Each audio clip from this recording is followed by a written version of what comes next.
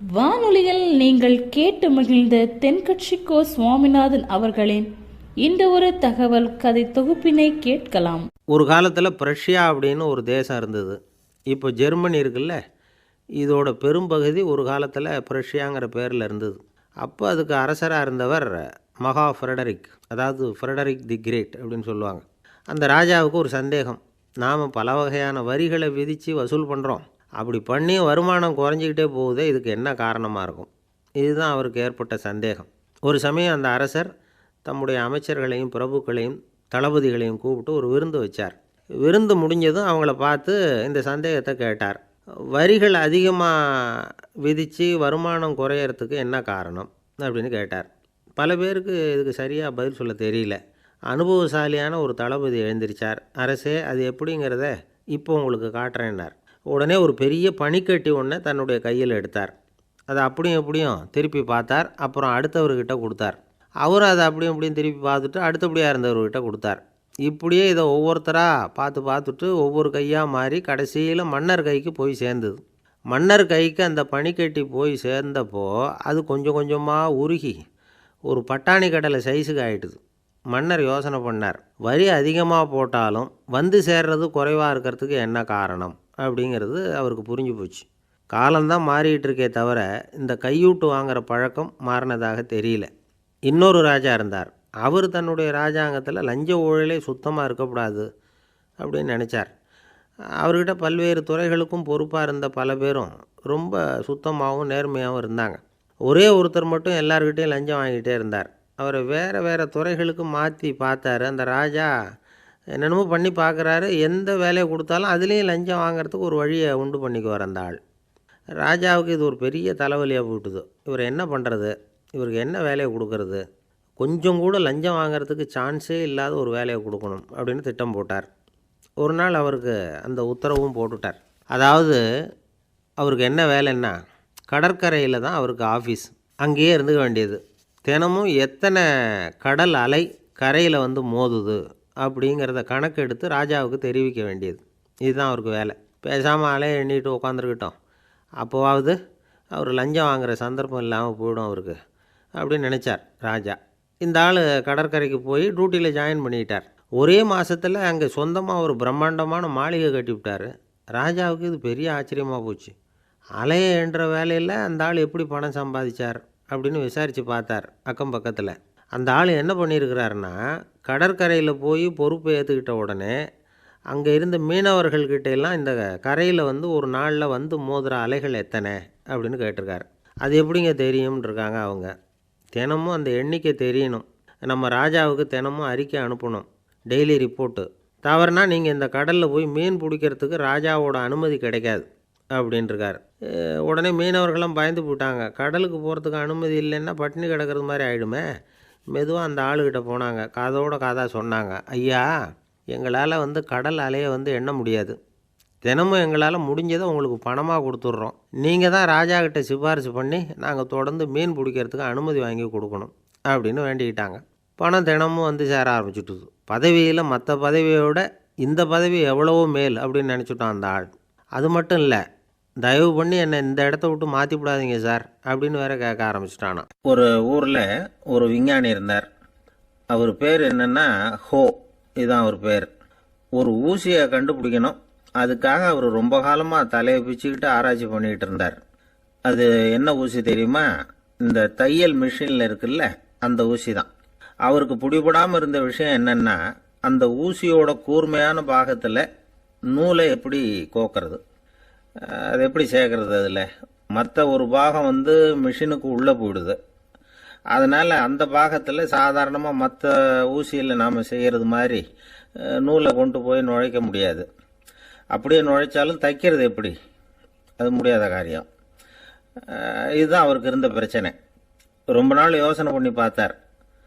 தையல் மிஷின் ஊசியோட வடிவ அமைப்பு அவருக்கு புலப்படலை. ராத்திரி பகலாக அதே ஞாபகமாக இருந்தார். ஒரு நாள் அவர் தூங்கிக்கிட்டு இருக்கிறார். அப்போ ஒரு கனவு வந்தது. எப்படின்னா, அந்த கனவுல அவரை வந்து ஒரு மலைஜாதி மக்கள் பிடிச்சிட்டு போயிடுறாங்க. கொண்டுகிட்டு போய் ஒரு இடத்துல கட்டி போட்டுடுறாங்க. அந்த மலைஜாதி மக்களோட அரசன் ஒருத்தன் அவன் வர்றான். அவரை பார்த்து ஒரு உத்தரவு போடுறான். என்ன உத்தரவு தெரியுமா? பொழுது சாயறதுக்குள்ளே நீ தையல் மிஷின் ஊசியை கண்டுபிடிக்கணும்.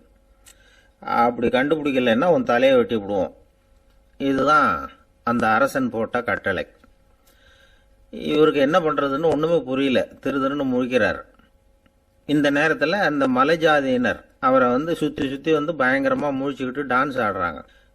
தன்னை சுற்றி சுற்றி ஆடிக்கிட்டு வர்றவங்கள ரொம்ப பயத்தோடு அவர் பார்க்குறார். நேரம் ஆவ ஆவ தன்னோட இறுதி நேரம் நெருங்கிறத உணர்றார். ரொம்ப நெருக்கடியான நிலைமை. தன்னை சுற்றி ஆடுறவங்கள கவனிக்கிறார். அவங்க கைகளில் ஈட்டி மாதிரி ஏதோ ஒரு ஆயுதம் வச்சுருக்கிறாங்க. அந்த ஆயுதத்தை இவர் கண்ணுக்கு நேராக கொண்டுகிட்டு வராங்க. அதை அவர் பார்க்குறார். அந்த ஆயுதத்தின் கூரான முனையை இவர் கூர்ந்து கவனிக்கிறார். அந்த கூரான முனையில் ஒரு சின்ன துவாரம் தெரியுது. உடனே அவருக்கு பளிச்சுன்னு ஒரு ஐடியா உதயமாகுது. இதைத்தானே இவ்வளவு காலமும் நான் தேடிக்கிட்டு இருந்தேன். கூரான முனையில் ஒரு சின்ன துவாரத்தை போட்டுட்டா அது மூலமாக நூலை செலுத்தி மறுமுனையை மிஷினில் வச்சுடலாமே. தையல் மிஷின் ஊசி ரெடி அப்படின்னு நினச்சார். திடீர்னு தூக்கம் கலைஞ்சது. உடனே தன்னுடைய தலைமாட்டில் இருந்த குறிப்பு ஏடில் இதை குறித்து வச்சுக்கிட்டார். அதுக்கப்புறமா அந்த ஊசியையும் அவர் செஞ்சு முடித்தார். இது எப்படின்னு நீங்கள் நினைக்கலாம், ஆனால் இது சாத்தியம்தான். முழிச்சுக்கிட்டு இருக்கிறப்போ நமக்கு ஏற்படுற சில பிரச்சனைகளுக்கு கனவுல விடை கிடைக்கிறது உண்டு. அப்படி பல பேருக்கு ஆயிருக்கு. உங்களையும் பல பேருக்கு இது மாதிரி அனுபவம் ஏற்பட்டிருக்கலாம். எந்த ஒரு செயலை பற்றி நினைக்கிறப்போவும் அந்த செயல் நம்ம நினைவில் ஒரு நல்ல வடிவம் பெறுது. ஒரு செயல் திட்டத்தை எந்த அளவுக்கு நாம் நல்லா யோசனை செஞ்சு திட்டம் போடுறோமோ அந்த அளவுக்கு அதை சுலபமாக செஞ்சு முடிக்க முடியும். அந்த விஞ்ஞானி நினைச்ச காரியம் அவர் எண்ணம் பூராவும் ஆக்கிரமிச்சது. அதனால் அவர் நினைச்சது கனவுல உருவாகி அதுக்கு செயல் வடிவம் கிடைச்சிட்டுது. மனிதனோட உள் மனசுக்கு அவ்வளவு ஆற்றல் உண்டு அப்படின்னு சொல்கிறாங்க. தூக்கத்தை ஆக்கபூர்வமாக உபயோகப்படுத்துறது எப்படி அப்படிங்கிறத பற்றியெல்லாம் இப்போ நிறைய ஆராய்ச்சி பண்ணுறாங்களாம். பயிற்சியெல்லாம் வேற கொடுக்குறாங்களாம். அதனால் தூக்கத்தை பற்றி லேசாக நினச்சிடாதீங்க. நமக்கு வேண்டியப்பட்ட ஒருத்தர், அவருக்கு தூக்கத்தில் நடக்கிற வியாதி, அதுக்காக மருந்து சாப்பிட்டுக்கிட்டு இருந்தார். ஒரு நாள் அவரை பார்த்து கேட்டோம், ஏங்க உங்கள் தூக்கத்தில் நடக்கிற வியாதிக்கு மருந்து சாப்பிட்டீங்களே, ஏதாவது முன்னேற்றம், ஏதாவது இம்ப்ரூவ்மெண்ட்டு தெரியுதா அப்படின்னு கேட்டோம். தெரியுதுன்னார். எப்படின்னோம்? அதுக்கு அவர் சொல்கிறார், முன்னாடியெல்லாம் தூக்கத்தில் ஒரு 10 அடி தூரம் நடப்பேன், இப்போலாம் ஒரு 40 அடி வரைக்கும் நடக்கிறேன் அப்படின்னார். ஒரு ஊரில் ஒரு இளைஞன் இருந்தான். ஒரு நாள் அவன் ஒரு குருவை தேடிக்கிட்டு புறப்பட்டான். ஊரை விட்டு வெளியில் போனான். போகிற வழியில் ஒரு காடு. அந்த காட்டில் ஒரு மரத்தடியில் ஒரு பெரியவர் உட்காந்துருக்கிறார். அமைதியாக மௌனமாக அவர் அமர்ந்திருக்கிறார். இந்த பெரியவரை விசாரிக்கலாம், குருவை தேடி கண்டுபிடிக்கிறதுக்கு இவர் ஏதாவது ஒரு வழி சொல்லி கொடுப்பார் அப்படின்னு நினச்சிக்கிட்டு அவரை நெருங்கினான். ஐயா, எனக்கு ஒரு குரு தேவை, எங்கே கிடைப்பார், அவரை எப்படி அடையாளம் கண்டுபிடிக்கிறது, அதை பற்றி ஏதாவது விவரம் சொன்னீங்கன்னா நான் கண்டுபிடிச்சிக்குவேன் அப்படின்ட்டுருக்கான். பெரியவர் நிமிர்ந்து பார்த்தார். தம்பி, அது ரொம்ப சுலபம். அவர் வயசானவராக இருப்பார், என்னை விட சுமார் 30 வயசு அதிகமாக இருக்கும். அவர் ஒரு மரத்தடியில் தான் உட்காந்துருப்பார் அப்படின்ட்டுருக்கான். சரிங்க பெரியவரே, அது என்ன மாதிரியான மரம், எப்படி இருக்கும் அப்படின்னு கேட்டிருக்கான். பெரியவர் அந்த விவரங்களையும் சொல்லியிருக்கிறாரு. அது மட்டும் இல்லை, சந்திக்கிற நாள், நேரம், வினாடி முதற்கொண்டு எல்லா விவரங்களையும் துல்லியமாக சொன்னாராம். இவ்வளவு விவரங்களை இவரால் எப்படி சொல்ல முடியுது அப்படின்னு இவனுக்கு ஆச்சரியம். இருந்தாலும் அந்த பெரியவர் கடைசியாக ஒரு விவரம் சொன்னார். அது என்ன தெரியுமா, எப்படியும் நீ அவரை சந்திக்கிறதுக்கு ஒரு 30 வருஷம் ஆகும் அப்படின்னு சொல்லிவிட்டாராம். ரொம்ப நன்றிங்க பெரியவரே அப்படின்னு சொல்லிவிட்டு அந்த இளைஞன் புறப்பட்டுருக்கான். இப்போ அவனுக்கு குரு பற்றின விவரம் எல்லாம் கிடச்சிட்டுது, சந்திக்கிற நேரமும் தெரிஞ்சுட்டுது. ஆனால் 30 வருஷம் அவரை தேடி அலைய வேண்டியிருக்குமே. அவன் தேட ஆரம்பித்தான். காடு மலை எல்லாம் சுற்றி அலைஞ்சான். பல வருஷங்கள் தேடினான். அழுத்து போயிட்டான். கடைசியில் அவனுக்கும் வயசாகிட்டுது. கடைசியில் தன்னுடைய சொந்த ஊருக்கே திரும்பி போய்கிட்டு இருந்தான். அங்கே ஒரு மரத்தடியில் அவன் தேடிக்கிட்டு இருந்த குருநாதர் கிடைச்சார். யார் அவருன்னா, 30 வருஷத்துக்கு முன்னாடி வழி சொல்லி கொடுத்தாரில்ல அதே பெரியவர். அவருக்கு இப்போ 30 வயசு அதிகமாக இருந்தது. அதே மரம். அன்னைக்கு பெரியவர் சொன்ன அடையாளம் இப்போ பொருத்தமாக இருந்தது. இப்போ அந்த பெரியவர் சொன்னார், சரியாக வந்து சேர்ந்துட்டேன், வா, உனக்காக தான் நான் இவ்வளவு காலமும் காத்துக்கிட்டு இருந்தேன் அப்படின்னாராம். என்ன சொல்கிறீங்கன்றிருக்கான். 30 வருஷத்துக்கு முன்னாடி என்கிட்ட வந்தியே, அப்போவே என் காலம் முடிஞ்சு போயிருந்தது. அப்போவே என்ன உனக்கு அடையாளம் தெரியல, அதனால் இவ்வளவு காலம் உனக்காக காத்துட்ருக்கும்படி ஆகிட்டுது அப்படின்னாராம். ஐயா, அப்போவே நீங்கள் சொல்லியிருக்கலாமே, இதுதான் 30 வருஷம் கழித்து நீ சந்திக்க போகிற இடம், நான் தான் உன்னுடைய குரு அப்படின்னு சொல்லியிருக்கலாமே அப்படின்ட்டுருக்கான். அந்த பெரியவர் சிரிச்சுக்கிட்டே இதுக்கு பதில் சொன்னாராம், நான் எவ்வளவோ விவரமாக தான் சொன்னேன், நீ சரியாக புரிஞ்சிக்கல. காரணம், அப்போ நீ போதுமான அளவுக்கு பக்குவம் பெற்றிருக்கவில்லை. அதனால் புரியும் சக்தி இல்லாமல் போயிட்டுதப்போ 30 ஆண்டு காலம் நீ அலைஞ்சி தெரிஞ்சிருக்கிற. அது காரணமாக இப்போ உனக்கு அந்த பக்குவம் வந்துட்டுது. அதனால தான் அடையாளம் காண முடிஞ்சுது, நானே உன்னுடைய குரு அப்படின்னாராம். இதிலேருந்து என்ன தெரியுதுன்னா, ஆன்மீகத்தில் மாணவனாக சேர்றதுக்கு கூட ஒரு பக்குவத்தன்மை தேவைப்படுது. ஒரு பெரிய ஞானி, அவர்கிட்ட சீடனாக இருக்க ஒருத்தன் வந்தான், எதிரில் நின்னான். ஞானி அவனை வெகு நேரம் உற்று பார்த்தார். அப்புறம் சொன்னார், சீடனாக இருக்கிறது ரொம்ப சிரமம்னார். நான் தயாராக இருக்கிறேன்னா. அது இன்னமும் சிரமமாச்சே, இங்கே குருவாக இருக்கிறது மட்டுமே சுலபம் அப்படின்னாராம். அப்படின்னா நான் குருவாகவே ஆகிடுறேன் அப்படின்னானா. இது போலவே இந்த காலத்தில் கதை ஒன்று உண்டு. ஒரு பள்ளிக்கூடத்தில் வகுப்பு ஆசிரியர் மாணவனை திட்டிக்கிட்டு இருந்தார். டேய், நீ 100க்கு 10 மார்க்கு தான் வாங்கிக்கிட்டு இருக்க. இவ்வளவு மோசமாக நீ படித்தா கடைசியில் மாடு மேய்க்கிறது கூட லாய்க்கு இல்லாதவனா ஆகிடுவேன். அதுக்கப்புறம் என்ன செய்ய போகிறேன் அப்படின்னாராம். பையன் தலையை சொரிஞ்சிக்கிட்டே சொன்னானா, சார் அப்படின்னா ஒன்று செய்கிறேன் அப்படின்னானா. இவர் கேட்டிருக்கார், என்ன செய்ய போகிறேன்னு. வேறு என்ன சார், உங்களை மாதிரி ஒரு ஆசிரியர் ஆகிடுறேன் அப்படின்னானா. ஒரு தந்தை தன்னோட பிள்ளைய ரொம்ப தைரியசாலியாக வளர்க்கணும்னு ஆசைப்பட்டார். அதுக்காக அவனை கூப்பிட்டு உட்கார வச்சு இப்படி உபதேசம் பண்ணார். இதை பாருப்பா, நான் உன்னாட்டம் இருக்கிறப்போலாம் எதுக்கும் பயப்பட மாட்டேன், ரொம்ப துணிச்சலாக இருப்பேன். ஒரு நாள் ஒரு அப்பாவி எலியை ஒரு பூனை துரத்திட்டு ஓடிச்சு. நான் உடனே என்ன செஞ்சேன் தெரியுமா? அந்த பூனையை பிடிச்சேன், அது வாலில் ஒரு பட்டாசு சரத்தை கட்டினேன், கொளுத்தி விட்டேன். படபடன்னு வெடிக்க ஆரம்பிச்சுட்டுது. அது துள்ளிக்கிட்டு அங்கேயும் இங்கேயும் ஓடி இருக்கு பாரு ஓட்டம், ரொம்ப தமாஷு அப்படின்னார் அப்பா. இப்படி சொல்லிவிட்டு பையனை பார்த்து, இதை கேட்குறதுக்கு உனக்கும் துணிச்சல் வருதா? நான் என்னுடைய செயலை நீ கேட்குறப்போ உனக்கு துணிச்சல் வருதா அப்படின்னு கேட்டார். வருதுன்னா பையன். எப்படின்னா அப்படிங்கிற விவரத்தையும் சொன்னான் அவன். அதாவது, எலியை விரட்டினத்துக்காக பூனை வாலில் பட்டாசு கொளுத்துனீங்க நீங்கள், பூனையை விரட்டினத்துக்காக உங்கள் கழுத்தில் பட்டாசு சரத்தை மாட்டினா என்னென்னு தோணுது எனக்கு அப்படின்னா பையன். பையனோட துணிச்சல் அப்பாவே நடுங்க வச்சுட்டுது. அது சரி, ஒரு அப்பா பிள்ளைக்கு இப்படியா உபதேசம் பண்ணுறது? எல்லாருக்கிட்டையும் அன்பாக பழகிறது எப்படி அப்படின்னு சொல்லி கொடுக்கணும். பிஞ்சு உள்ளங்களில் நஞ்சை தூவலாமா? ஒரு நாள் விநாயகர் ஒரு பூனையோடு விளையாடிக்கிட்டு இருந்தாராம். அப்படி ஆசையாக விளையாடிக்கிட்டு இருந்தப்போ அவரோட கை நகம் தவறுதெல்லாம் பூனையோட முகத்தில் பட்டுட்டு தான். அது ஒரு சின்ன கீறலை உண்டாகி விட்டுது. அப்பா அவர் அதை ஒரு பெருசாக நினைக்கல. கொஞ்ச நேரத்துக்கு அப்புறம் விநாயகர் வீட்டுக்கு வந்தார். அவங்க அம்மா பார்வதி தேவியை பார்த்தார். பார்வதி தேவி கன்னத்தில் விரலால் கீறினது மாதிரி ஒரு அடையாளம் இருந்தது. விநாயகருக்கு அதிர்ச்சி, ஆச்சரியம். நம்ம அம்மா இந்த உலகத்துக்கே தாயார், அப்பேற்பட்ட அவங்க முகத்திலேயே கீறலை உண்டாக்கக்கூடியவங்க யாராக இருக்க முடியும் அப்படின்னு யோசனை பண்ணார். தாயே, உன்னுடைய கன்னத்தில் இந்த வடு எப்படிம்மா ஏற்பட்டதுன்னு கேட்டார். குழந்தாய், இது நீ செஞ்ச காரியம்தான்ப்பா, உன்னுடைய கை நகம் கீறினதுனால ஏற்பட்ட வடு தான் இது அப்படின்னாங்க அவங்க. விநாயகர் திடுக்கிட்டு போட்டார். எப்படிம்மா அது? நான் எந்த காலத்துலேயும் ஒன்று அப்படி கீறினதாக எனக்கு நினைவு இல்லையே அப்படின்னார். இன்றைக்கி காலையில் ஒரு பூனையை கீறினதை நீ மறந்துட்டியா அப்படின்னாங்க அந்த அம்மா. விநாயகர் திகைச்சு போய் நின்னார். பார்வதி தேவி சொன்னாங்க, இதை பார்ப்பா, இந்த உலகத்தில் இருக்கக்கூடிய எல்லா உயிர்கள்லேயும் நான் இருக்கிறேன், நான் தான் இந்த உலகமாக ஆகியிருக்கிறேன். ஆகையினால நீ யாரை துன்புறுத்தினாலும் அது உண்மையிலேயே என்ன துன்புறுத்தினதாக தான் முடியும் அப்படின்னாங்க. விநாயகர் மனசுக்குள்ளே ஒரு வெளிச்சம் ஏற்பட்டு தான். அதுக்கப்புறம் அவர் யாரையுமே கல்யாணம் பண்ணிக்காததுக்கு அதுதான் காரணமாக. இந்த உலகத்தில் எல்லாரையும், இங்கே இருக்கிற எல்லாத்தையும் தாயின் வடிவமாக அவர் பார்க்க ஆரம்பிச்சிட்டாராம். குருதேவர் ராமகிருஷ்ணர் இந்த கதையை எடுத்து சொல்லியிருக்கிறார். நபிகள் நாயகம் ஒரு தடவை ஒரு நாற்காலியில் உட்காந்து என்னமோ யோசனை பண்ணிகிட்டு இருந்திருக்கிறார். அப்போ அவரோட உடையில் ஒரு கீழ்ப்பகுதி தரையில் படிஞ்சு கிடந்திருக்குது. அங்கே விளையாடிக்கிட்டு இருந்த ஒரு பூனை அது மேலே படுத்து தூங்கி போச்சு. தொழுகை செய்ய வேண்டிய நேரம் வந்துட்டுது. நபிகள் நாயகம் எழுந்திருக்க பார்த்தார். அப்போ தான் பூனை தன்னோட உடை மேலே படுத்து தூங்கிட்டு இருக்கிறது கண்ணில் படுது. பூனையோட தூக்கத்தை கலைக்க விரும்பல அவர். தன்னுடைய சகோதரியை கூப்பிட்டார். ஒரு கத்திரிக்கோள் எடுத்துகிட்டு வர சொன்னார். பூனை படுத்திருந்த உடைப்பகுதி மட்டும் இருக்குல்ல, அதை மட்டும் அதோடு கத்திரிச்சு விட்டுட்டு அதுக்கப்புறம் அவர் எழுந்திரிச்சு தொழுகைக்கு போனாராம். அதாவது பிற உயிர்கள்கிட்ட எப்படி அன்பு காட்டணுங்கிறத பெரியவங்க எவ்வளவோ விதத்தில் நமக்கு எடுத்து காட்டியிருக்கிறாங்க. இருந்தாலும் எத்தனை பேர் மனசில் அதெல்லாம் உரைச்சிருக்குது? நாமளும் நம்ம ட்ரெஸ்ஸு மேலே ஒரு பூனை படுத்திருந்தா ஒரு கத்தரிக்கோலை தான் தேடுவோம், எடுத்துக்கிட்டு வர சொல்லுவோம். துணியை வெட்டுறதுக்கு பதிலாக இல்லை அதோட வாழை வெட்டினா என்ன அப்படின்னு தோணும். ஒரு ஆள் ரொம்ப பிரியமாக ஒரு பூனையை ஆற்றுல குளிப்பாட்டிக்கிட்டு இருந்தானா. எப்படி? அந்த பூனையை ஆற்று தண்ணியில் அமுக்கி அமுக்கி குளிப்பாட்டிக்கிட்டு இருக்கிறான்.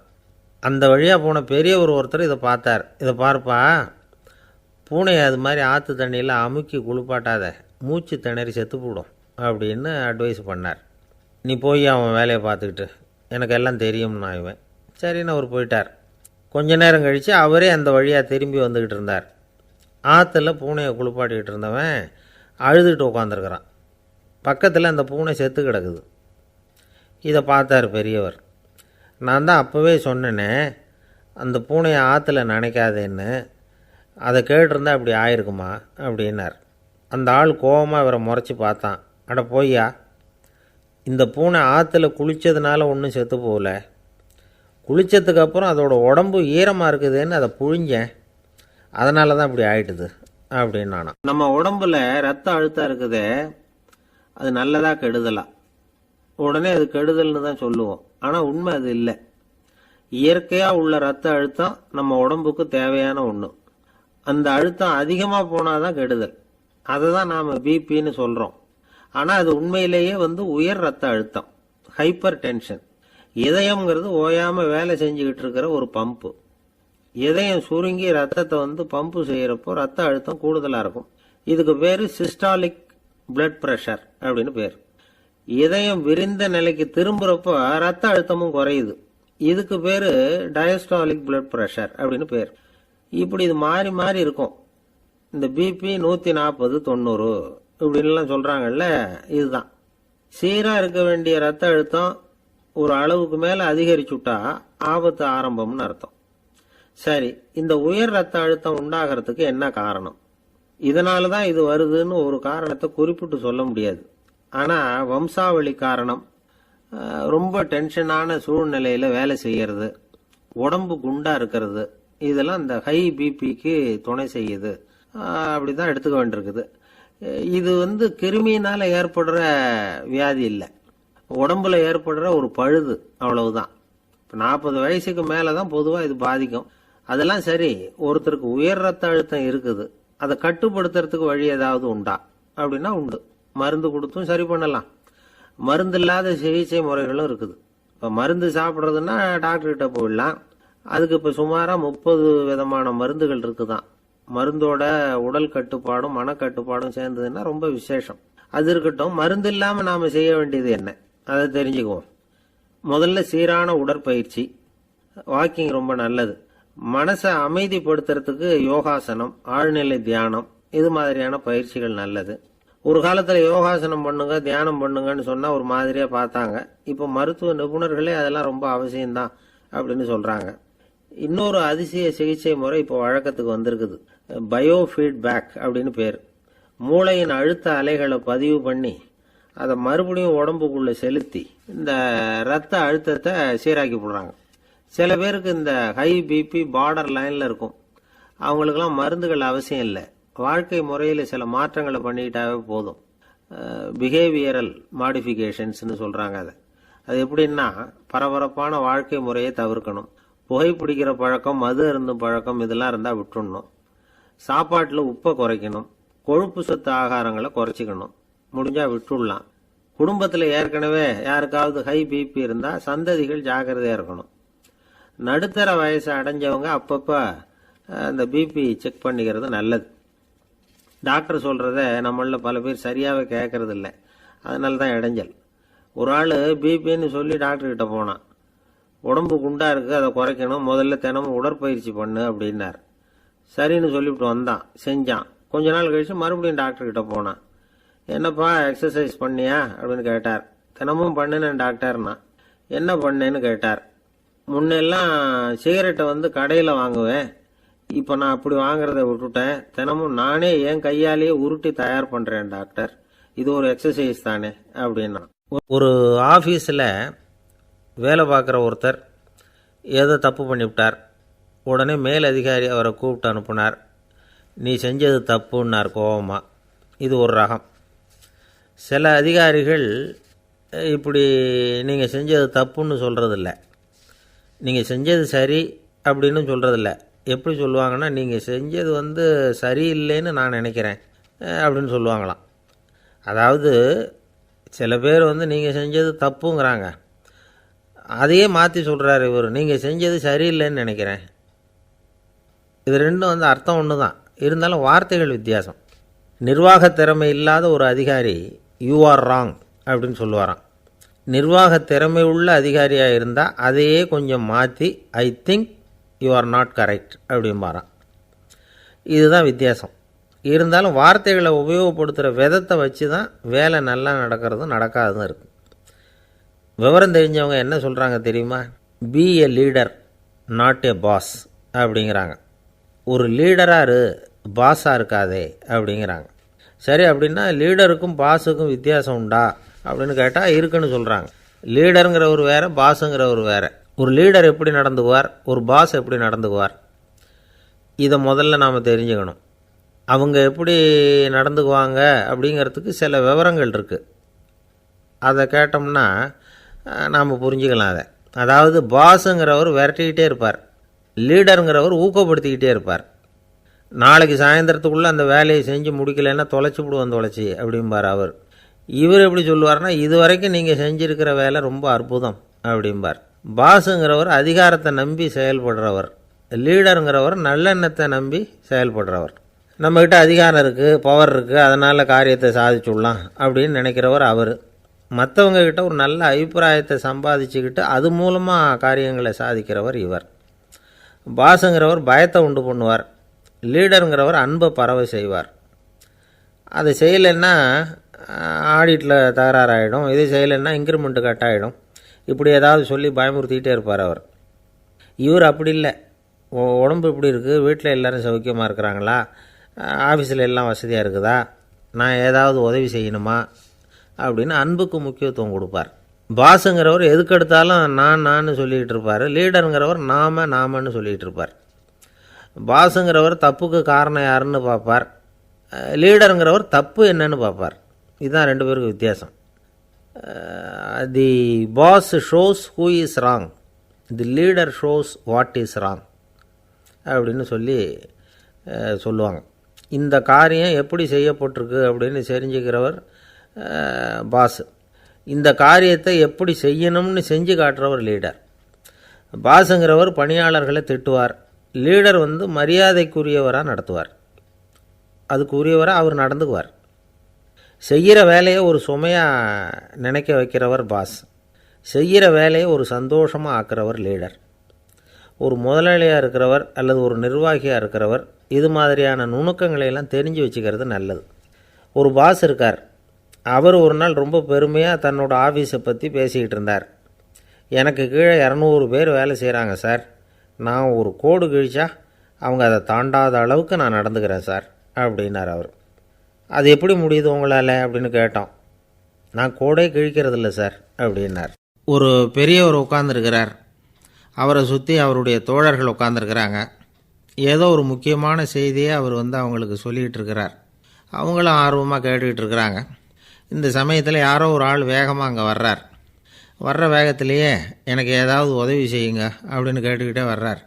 கேட்குறது உதவி, ஆனால் குரல் மிரட்டுறது மாதிரி இருக்குது, அதட்டி கேட்குறது மாதிரி இருக்குது. இதை கேட்டதும் அந்த பெரியவர் ஆத்திரப்படலை, ஆனால் அவரை சுற்றி இருந்தவங்க ஆத்திரப்பட்டாங்க. இதை பெரியவர் கவனித்தார். கொஞ்சம் அமைதியாக இருங்கன்னார். வந்தவரை கூப்பிட்டார், அவருக்கு சில பொருள்களை கொடுத்தார். என்னங்க இப்போ உங்களுக்கு மகிழ்ச்சி தானே அப்படின்னார். ஆ அப்படின்னு அலட்சியமாக அவர் சொல்கிறார். நான் உங்களை நல்ல முறையில் நடத்தினேன்னா அப்படின்னு கேட்குறாரு அவர் மறுபடியும். அதெல்லாம் ஒன்றும் இல்லை அப்படின்னு சொல்லி அவர் சொல்லிகிட்டு இருக்கிறாரு. குரலில் கடுமை குறையில. சுற்றி இருந்தவங்களால் இதை பொறுத்துக்க முடியல. கோபத்தோடு அவரை நோக்கி நெருங்க ஆரம்பித்தாங்க. பெரியவர் அவங்களையெல்லாம் தடுத்து நிறுத்தினார். வந்தவரை வாங்க என்னோட அப்படின்னு சொல்லி அழைச்சிட்டு போனார். வீட்டுக்கு போனார். அங்கே போனதும் இன்னும் சில பொருள்களை எடுத்து அவர்கிட்ட கொடுத்தார். இப்போ திருப்தி தானே, நான் உங்ககிட்ட நல்ல முறையில் நடந்துக்கிட்டேனா அப்படின்னார்.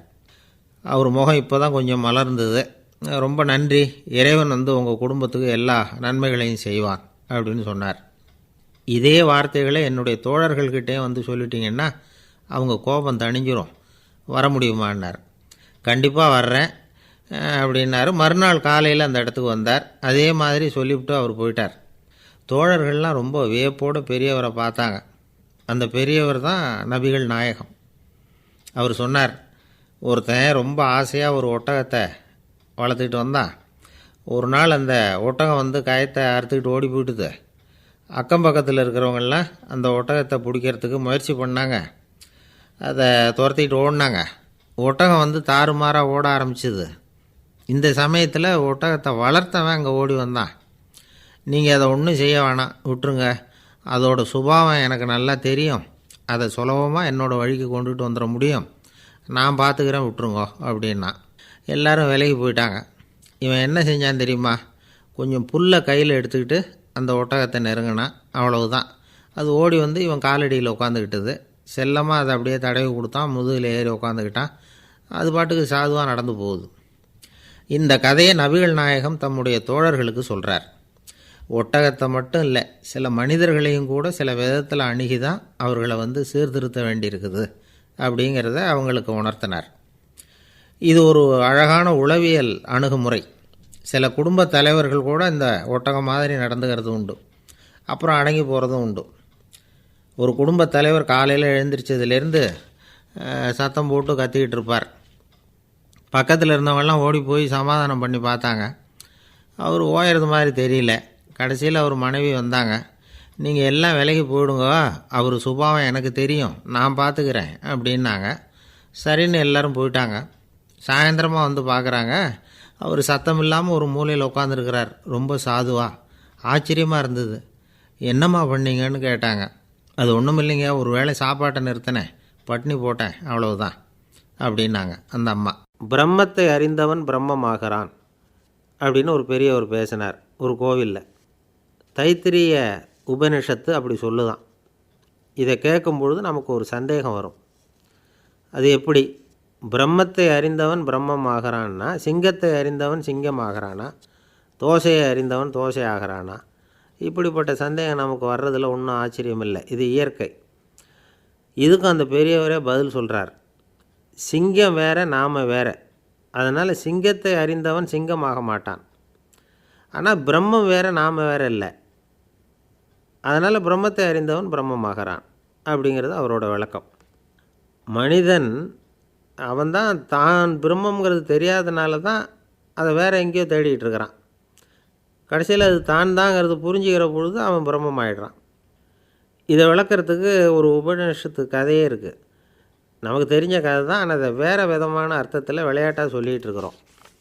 ஒரு சமயம் ஒரு 10 நண்பர்கள் ஒரு காட்டு வழியாக போய்கிட்டு இருக்கிறாங்க. குறுக்க ஒரு நதி, அதை கடந்து அடுத்த பக்கம் போகணும். எல்லோரும் ஒரு வழியாக கடந்து அடுத்த கரைக்கு போய் சேர்ந்துட்டாங்க. அங்கே போய் சேர்ந்ததுக்கப்புறம் எல்லோரும் பத்திரமா வந்து சேர்ந்துட்டோமா அப்படின்னு தெரிஞ்சுக்கிறதுக்காக எண்ணி பார்க்குறான் அந்த கூட்டத்து தலைவன்.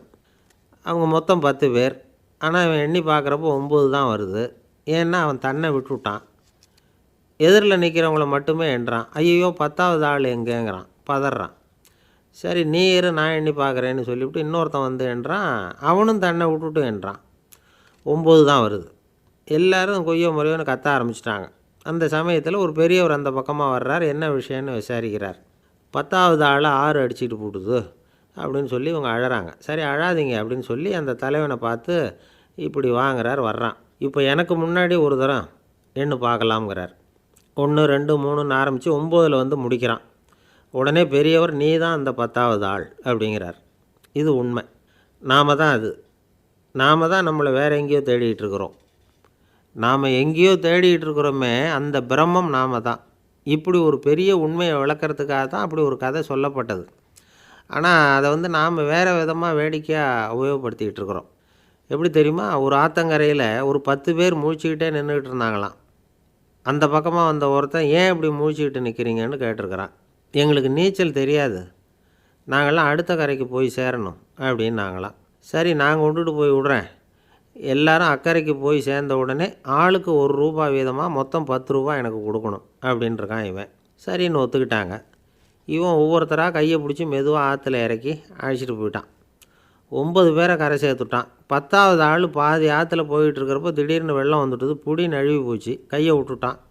வெள்ளம் அடிச்சிட்டு போட்டுது. அழைச்சிட்டு வந்தவன் நீச்சல் அடித்து தட்டு தடுமாறி கரைக்கு வந்து சேர்ந்துட்டான். கரையில் இருந்தவங்களுக்கு இந்த விஷயம் தெரியாது. இருந்தாலும் இவன் உடம்பு பூரா நனைஞ்சி கொஞ்சம் அதிகமாக மூச்சு வாங்க நின்றுக்கிட்டு இருந்தானா, ஏங்க ஏன் இப்படி மூச்சு வாங்குது, என்ன விஷயம் அப்படின்னு கேட்டாங்களாம். அதுக்கு இவன் கொஞ்சமாக அலட்டிக்காமல் சொன்னானான், வேறு ஒன்றும் இல்லை, நீங்கள் கொடுக்க வேண்டிய 10 ரூபாயில் 1 ரூபா குறைஞ்சி போச்சு, அவ்வளவுதான் அப்படின்னானான். ஒரு நண்பர் ஆனந்தமாக சிகரெட் பிடிச்சிக்கிட்டு இருந்தார். இந்த பழக்கத்தை விட்டுவிடுங்களேன் அப்படின்னு சொல்லி பார்த்தோம். விட்டுடலாம்னு தான் பார்க்குறேன், ஆனால் முடியலையேன்னார். மனசு வச்சா எல்லாம் முடியும் அப்படின்னோம். அவர் கொஞ்ச நேரம் யோசனை பண்ணார். அப்புறம் சொன்னார், சரி சார், இதுதான் நான் பிடிக்கிற கடைசி சிகரெட் அப்படின்னு சொல்லி ரொம்ப அழுத்தமாக புகையை உள்ளுக்கு இழுத்தார். அதுக்கப்புறம் அந்த துண்டு சிகரெட்டை வீசி எறிஞ்சுட்டார். ஒருத்தர் இது மாதிரி தீர்மானம் பண்ணி தன்னுடைய கடைசி சிகரெட்டை தூக்கி எறிஞ்சுட்டாருன்னா அது ஒரு பெரிய விஷயம்தான். அதுக்கு பிறகு அவர் உடம்புல படிப்படியாக என்னென்ன மாற்றங்கள் நடக்கும் அப்படிங்கிறத பற்றி ஒரு விவர பட்டியலே வெளியிட்டிருக்கிறாங்க. அது என்ன விவரம் தெரியுமா? ஒருத்தர் புகைப்பிடிக்கிற பழக்கத்தை நிறுத்துறாருன்னு வச்சுங்க. அப்படி அவர் நிறுத்தின 20 நிமிடங்களுக்குள்ள உயர் ரத்த அழுத்தம், உடல் வெப்பம், நாடி துடிப்பு இதெல்லாம் சரியான நிலைமைக்கு வந்துருதான். 8 மணி நேரத்துக்குள்ள இந்த ஸ்மோக்கர்ஸ் பிரீத் அப்படிங்கிற தன்மை மறைஞ்சிருதான். ரத்தத்தில் உள்ள கார்பன் மோனாக்சைடு அளவு குறையுதான். ஆக்சிஜன் அளவு கூடுதான். சரியான அளவுக்கு வந்துருதான். ஒருத்தர் கடைசி சிகரெட்டை தூக்கி எறிஞ்சுட்டாருன்னா 24 மணி நேரத்துக்குள்ள மாரடைப்பு ஏற்படுறதுக்கான வாய்ப்பு குறைஞ்சுடுதான். 48 மணி நேரத்துக்குள்ள உணர்வு நரம்புகளின் முனைப்பகுதிகள் மறுபடியும் ஒன்று சேர்ந்துருதான். அதனால நாக்கு சுவை உணர்வு, மூக்கின் முகரும் சக்தி இதெல்லாம் மேம்படுதான். நல்ல நிலைமைக்கு வந்துருதான். சிகரெட்டை நிறுத்தின 3 நாளுக்குள்ள மூச்சு விடுறது சுலபமாயிடுதான். இப்படி அவங்க பட்டியல் நிறைய சொல்றாங்க. 2 அல்லது 3 மாசத்துக்குள்ள என்ன ஆகும் தெரியுமா? ரத்த ஓட்டம் மேம்படுது, நடக்கிறது சுலபமாயிடுது. நுரையீரல் கொள்ளளவு 30% அதிகரிக்குது. 1லிருந்து 9 மாசத்துக்குள்ள சுவாச குறைபாடுகள் நீங்குது. நுரையீரல்ல இருக்கக்கூடிய இந்த அசுத்தம் வடிகட்டும் திசுக்கள் சரியா வேலை செய்ய ஆரம்பிச்சிருது. 1 வருஷத்துக்குள்ள இந்த இதய அழுத்த நோய்க்கான வாய்ப்பு பாதியா குறைஞ்சிருது. இந்த சிகரெட்டை நிறுத்தின 5 வருஷத்துக்குள்ள ஒரு நாளைக்கு 1 பாக்கெட் சிகரெட் பிடிக்கிறவர்கள நுரையீரல் புற்றுநோயினால சாகிறவர்கள் எண்ணிக்கை பாதியா குறைஞ்சிருது. புற்றுநோய் செல்கள் சீரமைக்கப்படுது. ஆக ஒருத்தர் புகைக்கிறத விட்டுணும்னு தீர்மானம் பண்ணி தன் கையில் இருக்கிற சிகரெட்டை இதுதான் கடைசின்னு சொல்லி தூக்கி எறிஞ்சுட்டா அதுக்கப்புறம் படிப்படியா இவ்வளவு நன்மைகளும் மாற்றங்களும் ஏற்படுறதாக இந்த அமெரிக்கன் கேன்சர் சொசைட்டி தெரிவிச்சிருக்குது. அதனால புகைப்பழக்கம் உள்ளவங்க இதையெல்லாம் கொஞ்சம் யோசிச்சு பார்த்து அந்த பழக்கத்தை விட்டு விடுறது ரொம்ப நல்லது. ஆனால் அதையெல்லாம் நாம சொன்னா யாரு கேட்கறாங்க? என்னுடைய நண்பர் ஒருத்தர் புகைப்பழக்கம் உள்ளவர், அவர் என்கிட்ட சொன்னார், சார், சிகரெட் பிடிக்கிற பழக்கத்தை விட்டு விடுறது என்னை பொறுத்த வரைக்கும் ஒன்றும் பெரிய கஷ்டமான செயல் இல்லை, அது ரொம்ப சுலபம் அப்படின்னார். எப்படி சொல்றீங்கன்னு கேட்டேன். நான் ஏற்கனவே 20 தடவை அந்த பழக்கத்தை விட்டுருக்கேன் சார் அப்படின்னார் ரொம்ப பெருமையா. அம்மாக்காரங்களுக்கு அடிக்கடி ஏற்படுற கவலை ஒன்று உண்டு. அதாவது குழந்தை சரியாக சாப்பிட மாட்டேங்குதே அப்படிங்கிற கவலை. இவங்கெல்லாம் ஒரு விஷயத்தை நல்லா புரிஞ்சுக்கணும். குழந்தைகள்ங்கிறவங்க பெரியவங்க மாதிரி இல்லை. அவங்க கடிகாரத்தில் மணியை பார்த்துட்டு சாப்பிட்றதுக்கு உட்கார்ற ரகம் கிடையாது. பசிச்சா சாப்பிடுவாங்க, இல்லைன்னா விளையாடுவாங்க அல்லது தூங்குவாங்க. அது புரியாமல் அவங்கள கட்டாயப்படுத்தி அல்லது மிரட்டி சாப்பிட வைக்கிறது ரொம்ப தப்பு. ஒரு 8 மாத குழந்தைக்கு 3 மணி நேரத்துக்கு ஒரு தடவை பசிக்கும். அந்த நேரம் பார்த்து சாப்பாடு கொடுத்தா அடம் பண்ணாமல் அது பாட்டுக்கு சாப்பிட்றோம். அதே குழந்தைக்கு 1 வயசு ஆகிறப்போ 4 மணி நேரத்துக்கு ஒரு தடவை பசிக்கும். இந்த வயசில் இயற்கையாகவே பசி குறைஞ்சிருக்கும். அது புரியாமல் என் குழந்தை முன்னாடி மாதிரி இப்போ சரியாக சாப்பிட மாட்டேங்கிறான் அப்படின்னு சில பேர் டாக்டர்கிட்ட போய் சொல்லிக்கிட்டு இருப்பாங்க. இன்னொரு விஷயம், ஒரு குழந்தைக்கு வயசு அதிகமாகிற வேகத்துக்கு உடம்பு எடையும் அதிகமாகிக்கிட்டே போகாது. உடம்பு எடை அதிகமாகிற வேகம் குறைஞ்சிக்கிட்டே வரும். 6 மாத குழந்தைக்கு ஒரு வாரத்தில் 150 கிராம் எடை கூடும். ஒரு வயசில் வாரத்துக்கு 71 கிராம் எடை கூடும். இது புரியாமல் அதிகமாக சாப்பாட்டை கொடுத்து குழந்தைய கஷ்டப்படுத்தக்கூடாது. ஏன்னா அளவுக்கு மீறின உணவு அஜீரணத்தை உண்டு பண்ணிவிடும். குழந்தைக்கு ஒரு தட்டில் கொஞ்சமாக ஆகாரத்தை வச்சு கொண்டுகிட்டு போய் கொடுக்கணும். மலை மாதிரி குவிச்சு வச்சா அதை பார்த்ததுமே பசி அடங்கி போயிடும். அடித்து மிரட்டி பயமுறுத்தி குழந்தைய சாப்பிட வைக்கிற பழக்கம் இருக்குது பாருங்கள், அதுக்கு ஃபுட் ஃபோர்ஸிங் அப்படின்னு பேர். இப்படி பண்ணினா குழந்தைக்கு சாப்பாட்டில் விருப்பம் குறைஞ்சிரும். அதை கண்டாவே வெறுக்க ஆரம்பிச்சிடும். அது மாதிரி உளம் சார்ந்த பசி குறைவு, சைக்கோஜெனிக் அனோரெக்சியா அது ஏற்படுமா. சாப்பாடுங்கிறதே ஒரு தண்டனை மாதிரி தோணும். குழந்தைகளுக்கு பிடிச்ச மாதிரியான ஆகாரத்தை கொடுக்கணும். சத்து அதிகம் இருக்குங்கிறதுக்காக அதுக்கு பிடிக்காத ஆகாரத்தை கொடுத்து கட்டாயப்படுத்தக்கூடாது. குழந்தைகளுக்கு 2 வயசு ஆகிறப்போ இயற்கையாகவே எதிர்மறை குணம் உண்டாகும். அதாவது அந்த எதிர்மறையாக பேசுகிறது. இது மாதிரி சமயங்களில் நாம் என்ன சொல்கிறோமோ அதுக்கு நேர்மாறாக நடந்துக்கும். ஏட்டிக்கு போட்டி. சாப்பிட சொன்னால் விளையாட போகும், விளையாட சொன்னால் சாப்பாடு கேட்கும். இதை புரிஞ்சுக்கிட்டு நடந்துக்கணும். குழந்தை சொன்ன பேச்சை கேட்கலேன்னு கோவப்படக்கூடாது. குழந்தை வளர வளர பிடிவாத குணம் வர்றது சகஜம். கேட்டதை வாங்கி கொடுத்தா தான் சாப்பிடுவேன் அப்படின்னு பிடிவாதம் பண்ணும். வாங்கி கொடுத்துட்றது தான் உத்தமம். நீங்களும் அதுக்கிட்ட பிடிவாதம் பண்ணிகிட்டு இருக்கக்கூடாது. ஏன்னா கேட்டது கிடைக்கலையேங்கிற ஏமாற்றம் கூட குழந்தையோட பசியை குறைச்சிரும். கேட்டது கிடைச்சிட்டா பசி அதிகமாகும். கொடுத்ததை மலமலன்னு சாப்பிட்றோம். குழந்தைகளுக்கு கண்ட நேரத்தில் சாப்பிட்றதுக்கு எதையாவது வாங்கி கொடுத்துக்கிட்டு இருந்தால் சாப்பாட்டு நேரத்தில் சாப்பிடாமல் அடம் பண்ண ஆரம்பிச்சிடும். பள்ளிக்கூடம் போகிற பிள்ளைங்க காலை உணவை சரியாக சாப்பிட மாட்டாங்க. அச்சம், அவசரம், பரபரப்பு இதெல்லாம் தான் காரணம். பள்ளிக்கு புறப்படுறதுக்கு ஒரு 3/4 மணி நேரத்துக்கு முன்னாடியே சாப்பாடு போட்டுருங்க, அது சரியாக போடும். படிக்கிற குழந்தைகள் உடல் சோர்வு, மனச்சோர்வு இது காரணமாக கூட சாப்பிட மறுக்கிறது உண்டு. இப்போ உதாரணமாக சாயந்தரம் விளையாடி விட்டு வீட்டுக்கு வந்ததும் சாப்பிட சொன்னால் வேணாம்பாங்க. இது உடல் சோர்வு. ரொம்ப நேரம் வீட்டு பாடங்களை செஞ்சு முடித்த கையோடு சாப்பிட சொன்னாலும் அவங்களால சரியாக சாப்பிட முடியாது. இது உளச்சோர்வு, அதாவது மனச்சோர்வு. இதை தவிர குழந்தைகளுக்கு உடல்நலக்குறைவு ஏற்பட்டால் கூட சாப்பிட மறுக்கிறது உண்டு. சில மருந்து மாத்திரைகள் கூட பசியை குறைச்சிரும். அதனால் சரியாக தெரிஞ்சுக்கிட்டு குழந்தைகளை சாப்பிட வைக்கணும். அது புரியாமல் கையில் சாப்பாட்டு தட்டை வச்சுக்கிட்டு குழந்தைகளை விரட்டிக்கிட்டு அலையக்கூடாது. ஒரு சின்ன பையன் சொன்னான், எங்கள் அம்மா சாப்பாடு போடுறது தெரிஞ்சால் நான் உடனே வீட்டை விட்டு வெளியில் ஓடி போடுவேன் அப்படின்னா. ஏன் அப்படி பண்ணுறேன்னு கேட்டோம். எங்கள் அப்பா கூட அது மாதிரி தான் சார் பண்ணுவார் அப்படிங்கிறான். ஒரு குரு, இளம் சீடர்கள் எதிரில் உட்காந்துருக்கிறாங்க. குரு பாடம் நடத்திக்கிட்டு இருக்கிறார். சீடர்களுக்கு ஒரு ஆசை, அதாவது ஒரு முக்கியமான மந்திரத்தை நம்ம குருநாதர்கிட்ட இருந்து கற்றுக்கணும் அப்படிங்கிறது அவங்க ஆசை. அது என்ன மந்திரம்னா, இறந்தவரை உயிர்ப்பிக்கக்கூடிய புனித மந்திரம். அதாவது செத்தவங்களுக்கு மீண்டும் உயிர் உண்டாக்குகிற மந்திரம். குருவே, தயவு பண்ணி அந்த மந்திரத்தை எங்களுக்கு உபதேசிக்கணும் அப்படின்னு கேட்டாங்க. அது ரொம்ப ஆபத்தானது, அது என்னத்துக்கு உங்களுக்கு வேண்டாமேன்னாராம் குரு. எங்களுடைய நம்பிக்கை உறுதிப்படுறதுக்காகத்தான் கேட்குறோம், வேற ஒன்றும் இல்லை அப்படின்னாங்களாம் சீடர்கள். பக்குவப்படாத அறிவுங்கிறது ரொம்ப ஆபத்தானது அப்படின்னாராம் குரு. இது சீடர்களுக்கு புரியல. அது எப்படிங்க பக்குவப்படாத அறிவு ஆபத்தானதுன்னு சொல்கிறீங்க, அப்படின்னா என்ன அப்படின்னு கேட்டிருக்காங்க சீடர்கள். குரு அதுக்கு விளக்கம் கொடுத்தாராம். அந்த மந்திரத்தை எப்போ பயன்படுத்தணுங்கிறது முக்கியம். அதை அறியக்கூடிய ஞானம் ஏற்படுகிற வரைக்கும் அதை தெரிஞ்சுக்காமல் இருக்கிறது தான் நல்லது, இல்லைன்னா ஆபத்துன்னாராம். ஆனால் அந்த சீடர்கள் அதை கேட்குற மாதிரி இல்லை, ரொம்ப பிடிவாதம் பண்ண ஆரம்பிச்சிட்டாங்க. சரி வாங்க சொல்கிறேன்னார் குரு. எல்லோரும் வந்தாங்க. அந்த புனித மந்திரத்தை அவங்களுக்கு ரகசியமாக உபதேசம் பண்ணார். உபதேசம் பண்ணிவிட்டு அவங்களுக்கு எச்சரிக்கையும் கொடுத்தார். இந்த மந்திரத்தை நல்லா ஆராய்ச்சி பார்த்ததுக்கு அப்புறம்தான் உச்சரிக்கணும், அவசரப்பட்டு எதுவும் செஞ்சிடக்கூடாது அப்படின்னு ஒரு தடவைக்கு பல தடவை எச்சரிக்கை கொடுத்தார். சரின்னு சொல்லிவிட்டு அவங்கெல்லாம் மந்திரத்தை கற்றுக்கிட்டு எழுந்திரிச்சு போயிட்டாங்க. ஒரு நாள் அந்த சீடர்கள் எல்லாம் மணற்பாங்கான இடத்துல அப்படியே நடந்து போயிட்டுருக்கிறாங்க. ஒரு பாலைவன பகுதி மாதிரி ஒரு இடம். அங்கே ஒரு இடத்துல எலும்புகள் குவியலாக கிடந்தது. உடனே இந்த சீடர்கள் முன்ன பின்ன யோசிக்காமல், தியானமும் பண்ணாமல் அந்த மந்திரத்தோட பயனை சோதித்து பார்க்கணும் அப்படின்னு நினச்சிக்கிட்டு அந்த மந்திரத்தை உச்சரிக்க ஆரம்பிச்சிட்டாங்க. அவ்வளோதான். உடனே என்னாச்சு தெரியுமா, அந்த எலும்புகள் எல்லாம் ஓநாய்களாக மாறி அவங்கள துரத்த ஆரம்பிச்சிட்டுது. சீடர்கள் எல்லாம் தலைதெறிக்க ஓட ஆரம்பிச்சிட்டாங்க. ஓநாய்களும் விடலை, அவங்கள துரத்தி பிடிச்சி கடித்து கொதற ஆரம்பிச்சிட்டுது. அப்போ தான் அந்த சீடர்களுக்கு குரு சொன்ன அறிவுரையோட அர்த்தம் புரிஞ்சுது.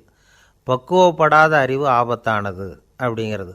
அதனால் இதிலேருந்து நாம் தெரிஞ்சுக்க வேண்டியது என்னென்னா, நாம் நம்ம அறிவை வளர்த்துக்கிட்டால் மட்டும் போதாது, அந்த அறிவை எப்போ எப்படி பயன்படுத்தணும் அப்படிங்கிற பக்குவமும் நமக்கு வரணும். அப்போ தான் வாழ்க்கை நல்லபடியாக அமையும், இல்லைன்னா இடைஞ்சல் தான். இந்த காலத்தில் சில சின்ன பிள்ளைங்களுக்கே அறிவு ரொம்ப பக்குவப்பட்டிருக்குங்கிறத உணர முடியுது.